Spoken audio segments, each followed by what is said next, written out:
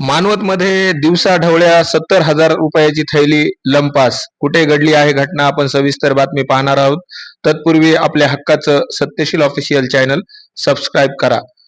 मानवत शहरातील मुख्य रस्त्यावर 70,000 रुपये रोख असलेली थैली अज्ञात चोरट्यांनी चोरून नेल्याची घटना 16 एप्रिल रोजी सकाळी 9:30 वाजता घडली.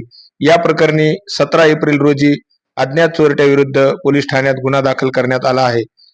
मानवत तालुक्यातील बोंदरवाडी येथील नामदेव यादवराव मस्के हे 16 एप्रिल रोजी मानवत शहरात आले होते. मस्के यांनी 70,000 रुपये असलेली थैली मोटरसायकलच्या पाठीमागील उजव्या बाजूस असलेल्या लोखंडी हुकास अडकवली होती. अज्ञात चोरट्यांनी संधी साधून ही 70,000 रुपये असलेली थैली मोठ्या शिताफीने चोरून नेल्याची घटना घडली आहे. या प्रकरणी नामदेव मस्के यांच्या तक्रारीवरून अज्ञात चोरट्याविरुद्ध गुन्हा दाखल करण्यात आला आहे. अधिक तपास शेख मुन्नू हे करत आहेत. मी सत्यशील दबडगे, सत्यशील ऑफिशियल साठी, मानवत.